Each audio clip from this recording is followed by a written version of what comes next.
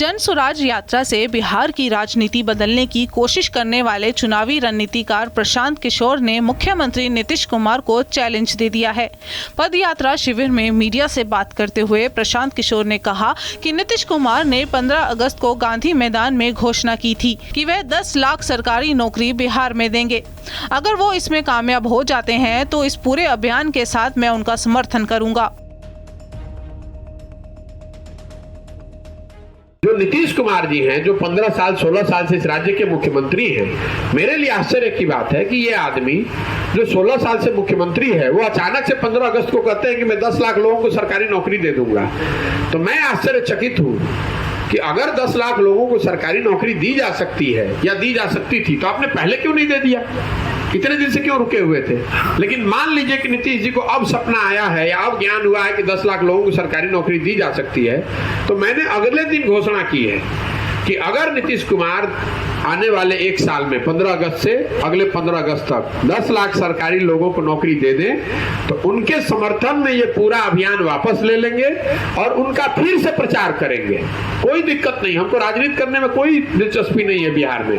लेकिन बिहार के deputy CM Tejashwi Yadav लगातार पर्यटन स्थलों का जायजा ले रहे हैं।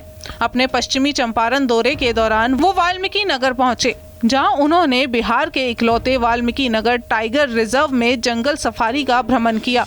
इस दौरान तेजस्वी यादव ने जटाशंकर और कौलेश्वर स्थान पर पूजा पाठ करने के बाद पौधारोपण भी किया। इस मौके पर तेजस्वी यादव ने कहा कि वाल्मीकि नगर में पर्यटन मंत्रालय की तरफ से कई योजनाएं प्रस्तावित की गई हैं। वाल्मीकि नगर में पर्यटन के क्षेत्र में बहुत संभावना है। इस जगह को विकसित करना है ताकि यहां भारी संख्या में पर्यटक आएं।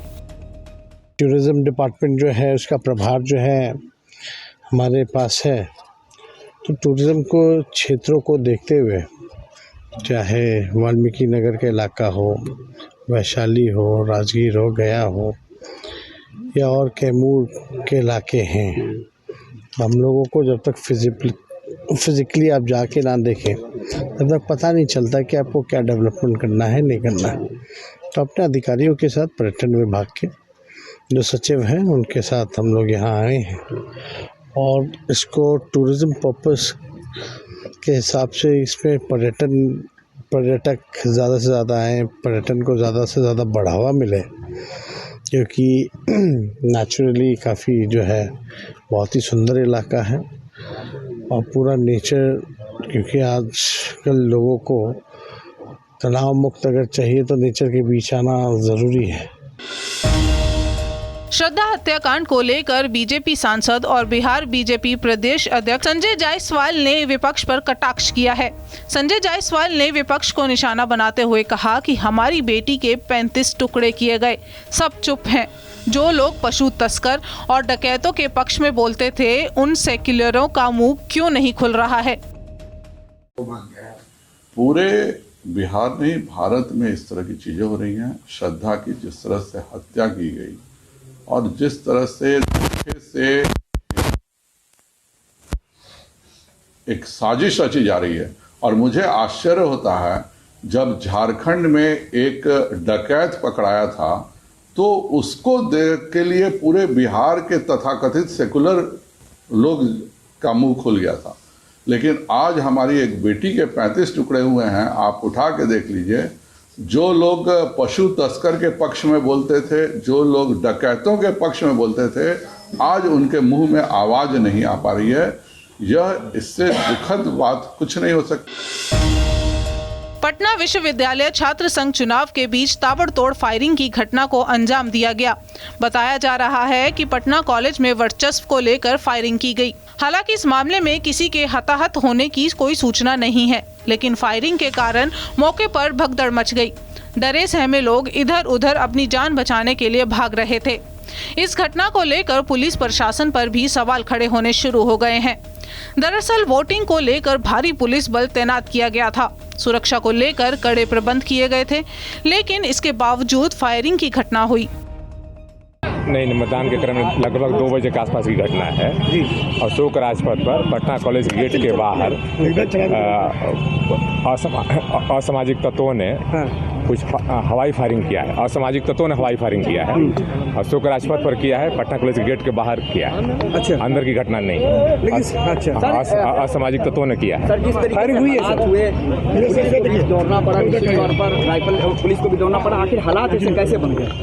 बहुत शांतिपूर्वक चल रहा था सब कुछ। देखिए, असामाजिक तत्वों का कोई भरोसा नहीं होता है, कब कहाँ वो क्या करेंगे। लेकिन अशोक राजपथ पर हुआ है, पटना कॉलेज के अंदर नहीं हुआ है, गेट के अंदर नहीं हुआ, गेट के बाहर हुआ है। आए दिन हो रहे रेल हादसे के बाद भी गोपालगंज जिला प्रशासन और शिक्षा विभाग सबक लेने को तैयार नहीं है। गोपालगंज के कुचायकोट प्रखंड का प्राथमिक विद्यालय पांडे परसोनी के बच्चे रोज अपनी जान जोखिम में डालकर स्कूल पहुंचते हैं। यहाँ पढ़ने वाले सैकड़ों बच्चे प्रतिदिन रेलवे ट्रैक पर चलकर स्कूल जाते हैं, जिससे बच्चे कभी भी बड़े हादसे का शिकार हो सकते हैं। विभागीय लापरवाही कभी भी किसी बड़े हादसे का गवाह बन सकती है।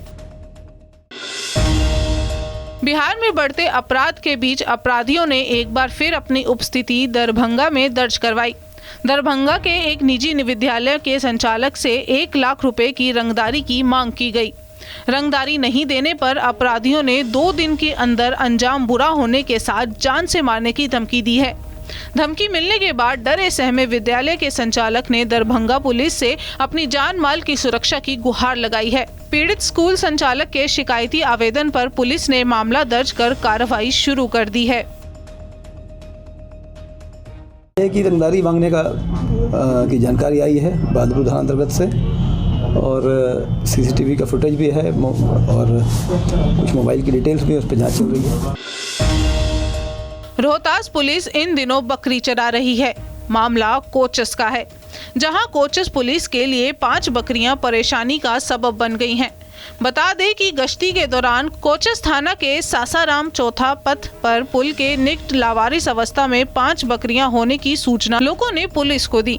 पुलिस ने जब इन बकरियों के मालिक की खोजबीन की तो कहीं से कुछ पता नहीं चला।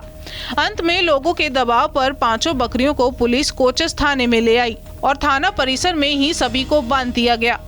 अब 2 दिनों से इन 5 बकरियों को पुलिसकर्मी परिसर में ही घास चारा दे रही है।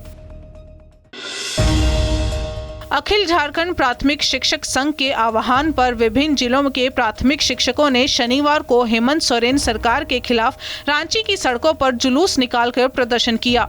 शिक्षकों ने इस दौरान मुख्यमंत्री आवास को घेरने की कोशिश की, लेकिन कुछ दूर पहले ही प्रशासन ने उन्हें रोक दिया।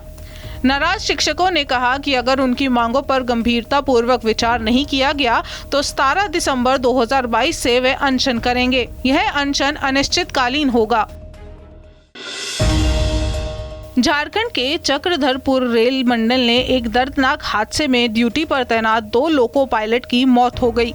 बीते शुक्रवार देर रात करीब 12 बजे चक्रधरपुर रेल मंडल में कार्यरत लोको पायलट टीके सहाना और सहायक लोको पायलट मोहम्मद अख्तर आलम राजगढ़ सावा रेलवे स्टेशन के यार्ड में मालगाड़ी का इंजन बदल रहे थे। इस दौरान तेज रफ्तार से आ रही Howrah Mumbai mail superfast express की चपेट में आ गए। दोनों सहायक लोको पायलट के शव को पोस्टमार्टम के लिए चक्रधरपुर अनुमंडल अस्पताल लाया गया है।